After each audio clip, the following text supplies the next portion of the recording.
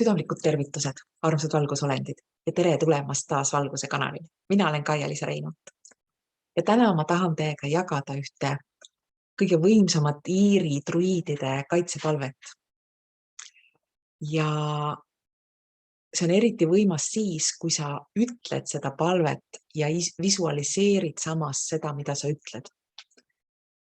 Ja mina olen teadnud varem eesti keeles selle tõenäoliselt mingit lühiversiooni, aga seda pikka versiooni ma pole kunagi kuulnud.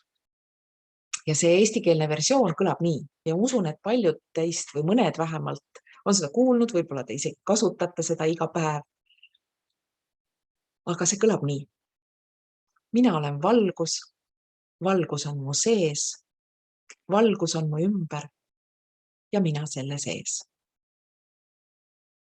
See on ilusasti riimi pandud, aga see pikk versioon, mille ma leidsin Elena Donani ühest videost, on pealkirjaga Deer's Cry inglise keeles ehk hirvehüüd.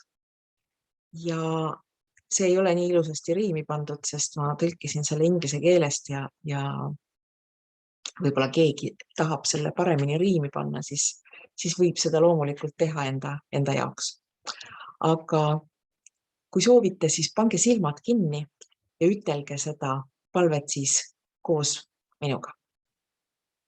Alustame. Valgus olgu minuga ja valgus olgu minu sees. Valgus olgu minu taga. Valgus olgu minu all. Valgus olgu minu peal. Valgus olgu minust paremal. Valgus olgu minust vasakul. Valgus olgu minu sees ja valgus olgu minu ümber. Valgus olgu igaühe südames, kes minust mõtleb. Valgus olgu igaühe suus, kes minust räägib. Valgus olgu igaühe silmis, kes mind näeb. Ja valgus olgu igas kõrvas, kes mind kuuleb.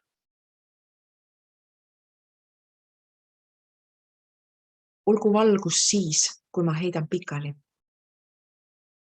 Olgu valgus siis, kui ma istun. Ja olgu valgus siis, kui ma tõusen püsti. Sest täna ma tõusen taevase jõuga, päikese valguses ja kuu säras, tulepaistel ja välgu kiirusel, tuule jõul ja mere sügavusel, maa stabiilsusel ja kivi kindlusel. Täna ma tõusen taevase jõuga.